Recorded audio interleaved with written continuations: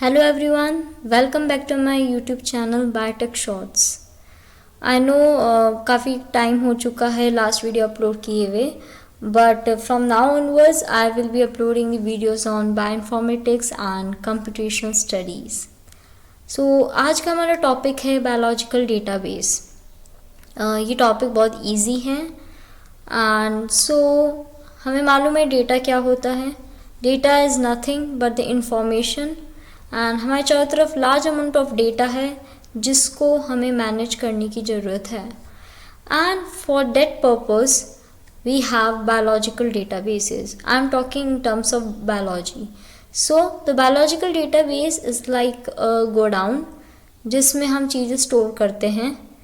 उसी तरीके से हम डेटाबेस को एज ए रिपोजिटरी और स्टोर हाउस ऑफ डेटा बोल सकते हैं, through which we can retrieve the information easily with the help of keywords and जिससे हमारी हैंडलिंग ईजी होती है एंड टाइम कम कंज्यूम होता है। सो if I talk about the biological database, so it's the collection of biological data that can be stored, searched and retrieved, and it helps to easily handle and share large amount of data among our network. So this data can be in the form of flat files. It means it can be in the form of PDF, Word document, Excel sheet, anything. And if we talk about the database management system, it's DBMS. So it's nothing, it's a software that runs through certain programming or algorithms through which this huge amount of data can be managed in an easy and sophisticated way. Now if we talk about the features of the biological data, so it can be in the form of sequence, amino acid sequence or nucleotide sequence. It can be in the form of graphs, bar graph, line graph, anything. It can have various dimensions like microarray data, high dimensional data. It can be in the form of various shapes or patterns like Venn diagrams and other things. It can be in high volume. It can be the curated data. Curation means the doing some modification in the data is known as data curation. So हमारे पास different types of data available है. Now we talk about the classification of that biological data. So number one is on the basis of data source, कि उस data का source क्या है, like कहाँ से हमें वो data मिला है. सो प्राइमरी डेटाबेस होता है, सेकेंडरी डेटाबेस होता है एंड कंपोजिट डेटाबेस होता है.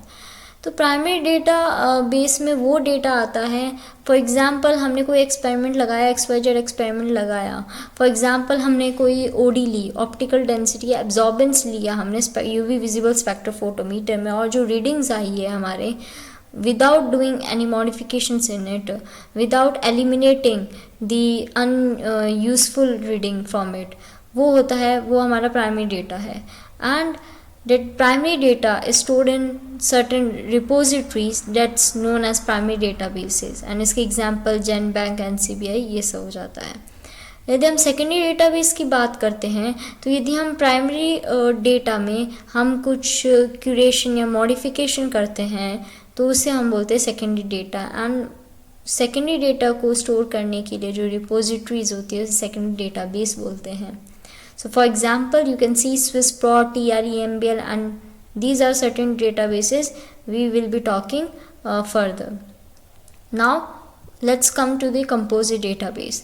As the name suggests, composite. Composite means combining something. So here we are combining the two databases, primary and secondary databases, in order to filter the information or in order to keep the useful information only, and thus making the searching easy and simple and saving a lot of time also.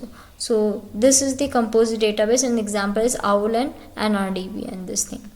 Now the second basis of the classification is based on the data access, कि for example हम जब PubMed में कोई भी research paper या review paper search करते हैं, so on the left hand side there you can see the filters available, जहाँ पर लिखा हुआ होता है कि हमें पेड पेपर्स चाहिए या फ्री ऑफ कॉस्ट पेपर्स चाहिए। एंड कुछ पेपर्स होते हैं जो कि किसी एजुकेशनल इंस्टीट्यूशंस को असेस मिला हुआ होता है, and you can retrieve that research papers through by adding the educational institute mail ID. So on the basis of data access, there are various types of biological data publicly available, that's free of cost. Certain data that is available with copyright, and certain data is seen only on the internet, but you can't download those data or those research paper or anything. Certain data is available for academic institutions only, but it's not freely available.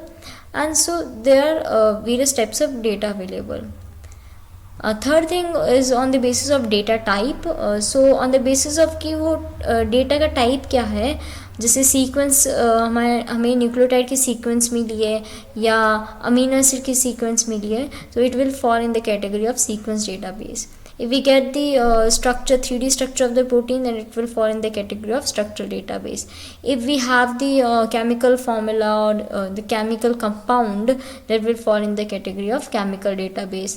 And if we want to study the various metabolic pathways, then we use the CAG, MetaPsych. These are the examples of pathway database. Now let's talk about various sequence databases. सो हमारे पास सबसे पहले आता है nucleotide sequence database. तो nucleotide sequence database में हम 3 database पढ़ेंगे जो कि इंपॉर्टेंट है। Number 1 is GenBank, that's from USA, EMBL Europe and DDBJ Japan. So ये तीनों डेटाबेस एक पर्टिकुलर ग्रुप के मेंबर है, we can also call it as INSDC, international sequence database consortium, as here you can see, that was from 1982. And so if we talk about the GenBank, so GenBank is the most comprehensive database है जो कि publicly available है, free of cost available है, and it was established by NCBI on November 4, 1988 as a part of NLM, National Library of Medicine. These are the things that you need to remember. Now coming to the okay, so हम कोई भी sequence submit करने के लिए हम कुछ sequence submission tools use करते हैं, there are specific for specific databases. तो यहाँ पर जो जेनबैंक में सीक्वेंस सबमिशन टूल है उसका नेम है bank IT, that you need to remember. And other जो हम सीक्वेंस सबमिशन टूल यूज़ कर सकते हैं वो सीक्वेन है, जो कि हम EMBL और DDBJ में भी यूज़ कर सकते हैं। Now if we talk about the certain words in the GenBank file, कुछ वर्ड्स लिखे हुए होते हैं जिसके मीनिंग आपको पता होना चाहिए। Number 1 is locus. लोकस का मतलब आपको पता होगा, जैसे हम जीन का बात करते हैं कि उस जीन की पोजीशन कहाँ है, तो हम बोलते हैं कि इस क्रोमोसोम के इस पोजीशन में जीन अवेलेबल है, that's the locus of that particular gene. In the same way एक पर्टिकुलर सीक्वेंस की जगह होती है जिसको हम लोकस बोलते हैं। एंड एक पर्टिकुलर जब आप सबमिट करते हो सीक्वेंस को, तब आपको एक पर्टिकुलर ID दी जाती है, यूनिक नंबर दिया जाता है जिसको हम बोलते हैं accession number, that's unique for a particular और specific sequence, through which you can retrieve that particular sequence easily and you can save the time also. Now if we talk about the definition, नाम से पता चल रहा है कि it's the description of the वो sequence हमें किस ऑर्गेनिज्म से मिली है, वो सीक्वेंस किस जीन की है, वो सीक्वेंस किस प्रोटीन की है, that's all the description comes under the category of definition. Now keywords वो वर्ड्स होते हैं जिससे हम किसी भी इंफॉर्मेशन को कम टाइम में हम रिट्राइव कर सकते हैं। लाइक फॉर एग्जाम्पल, यदि मैं कोई रिसर्च पेपर सर्च कर रही हूँ on COVID-19, so I will type the keyword SARS-CoV-2 or COVID-19. So these will be my keywords that I will be entering in the database. So these are keywords. Source, it's basically the organism from which the sequence has been derived. Reference, किस author ने वो sequence submit की है, that will be coming under the category of reference. Comment, it's any changes that occur in the submitted sequence. Origin and features that tells about the information about genes. So these are certain words that you can see in the GenBank file. Now we talk about the EMBL. It stands for European Bioinformatics Institute. EBI has established this database that provides the free access of the information to the public, and it was established in 1974, and this is the link through which you can access to this EMBL page. And there are various methods that are used by the EMBL. That's one is SRS, sequence retrieval system, FTP, file transfer protocol. And just like GenBank में हमने bank IT use किया था और sequence use किया था as a sequence submission tool, उसी तरीके से हम यहाँ पर sequence submission tool Webin use करेंगे. If we talk about the DDBJ stands for DNA Data Bank of Japan. It was established in 1986 by NIG, National Institute of Genetics. That you need to remember this thing. And DDBJ हम sequence submission tool Sakura use करेंगे. You can easily remember this word. Now coming to so this was all about the nucleotide sequence databases, GenBank, EMBL and DDBJ. Now we talk about the protein sequence database. तो जो सबसे important protein sequence database है वो Swiss Prot है. It's the high quality annotated curated protein sequence database. और ये curated है, it means it's a secondary type of database and was created in 1986 in Geneva. You need to remember. इसमें हमारे पास दो type के data होता है. कोर डेटा होता है. कोर का मतलब होता है it's the important, you can't ignore that data. And other one is the secondary type of data except the core data, that is known as annotation. तो कोर डेटा में जो हमारे पास आता है वो सीक्वेंस रेफरेंसेस आते हैं एंड टेक्सोनॉमिकल डिटेल्स होती है. जो taxonomical classification, I hope you all know about this thing. So वो हमारे कोर डेटा में आता है. एंड टेक्सोनॉमी डिटेल्स के अलावा जितनी भी डिटेल्स होती है लाइक प्रोटीन का डोमेन क्या है, प्रोटीन की फंक्शनल साइट्स क्या है, सीक्वेंस वेरिएंट्स एंड कोई पोस्ट ट्रांसलेशन मॉडिफिकेशंस, तो वो जितनी भी इंफॉर्मेशन है वो हमारे पास that will be called as annotation.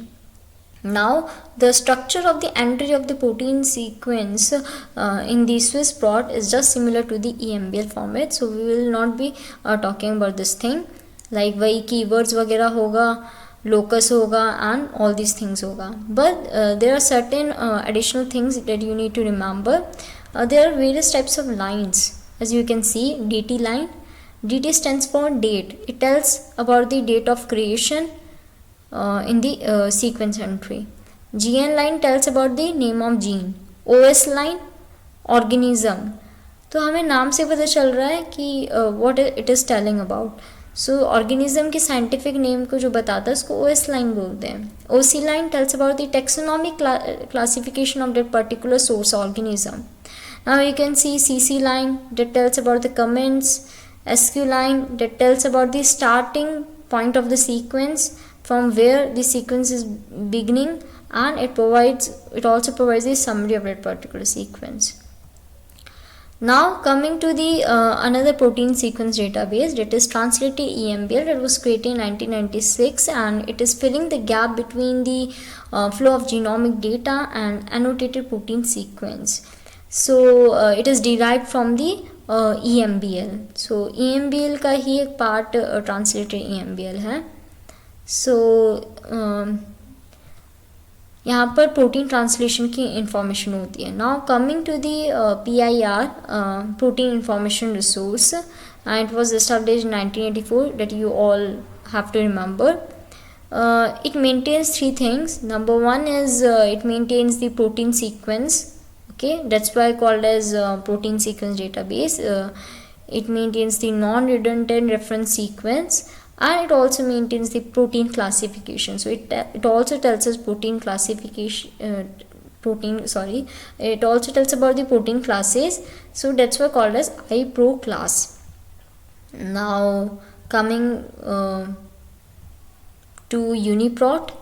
सो जो यूनिप्रोट होता है इट्स बेसिकली दी अमलगमेशन और the combination of PIR protein information resource SwissProt and TREMBL databases. UniProt में हम आपको 3 चीज़ याद रखनी है। इसमें 3 कॉन्स्टिट्यूएंट्स होते हैं। पहला होता है UniProt KB, that stands for UniProt knowledge base. Other one is UniRef, that stands for UniProt Reference Clusters, and the last one is UniPark, that stands for UniProt Archive. Now coming to the ProSite, नाम से पता चल रहा है कि ProSite means it will be giving the information about protein families. कोई भी protein sequence यदि एक सेम फैमिली में आती है तो हमें पता चल जाएगा कि उसका कॉमन एंसेस्टर क्या है, हमें इवोल्यूशनरी एस्पेक्ट पता चल जाएगा एंड हमें सिमिलर करेक्टरिस्टिक्स पता चल जाएगी या सिमिलर फंक्शंस पता चल जाएगी उस प्रोटीन के। उस फैमिली में जो जो प्रोटीन्स आएंगे उसके हमें सिमिलर फंक्शंस पता चल जाएगा। So it not only gives the information about the protein families, but also it's giving the information about domains of the protein, the functional sites of the protein. So that's why it is considered as the important database. And another reason of its importance is it also tells about the conserved and variable regions. And जैसे कि अभी corona के काफ़ी variants आए हैं तो उसमें conserved और वेरिएबल रीजन्स का बहुत इंपॉर्टेंट रोल है इन द ड्रग रिपर्पसिंग और डेवलपिंग द ड्रग और आगे जो भी कोविड स्टडीज़ हैं। Now the another protein sequence database is PFAM. तो PFAM is the semi-automatic compilation. नाम से पता चल रहा है FAM stands for families and P stands for protein. So it also gives the information about the protein families and domains. And recently its 4.0 version has been released that is divided into the PFAM A and PFAM B. And another important feature of PFAM database is that it also provides the links to the external databases, PDB, SCOP and CAT. PDB is one of the protein structural database that I will be talking further. It's one of the important structural databases. Now if we're talking about the last two databases, so these OWL and NRDB is considered as composite databases. So OWL is better than the NRDB. It is comprehensive and highly annotated non-redundant composite database and it tells about the similarity. So जो भी similarity वाला part है वो हमें OWL database से पता चल जाता है, बट जो NRDB है वो एक कंपोजिट डेटाबेस है that's formed by the combination of, you need to remember this thing, PDB, SwissProt, PIR, TREMBL के कॉम्बिनेशन से मिलके ये कंपोजिट डेटाबेस NRDB बनता है। एंड बट ये जो है लेस प्रोफिशिएंट होता है देन OWL, दैट्स वाई हम OWL को प्रेफर करते हैं, but it is bigger than OWL. So that's all about the protein and nucleotide sequence databases, and in the next video we will be talking about the structural databases like PDB and all. So the link will be available in the description box, and if you have any queries related to today's topic you can drop your queries in the comment section below. And if you like my video then subscribe, like and share among your network, and thanks for watching.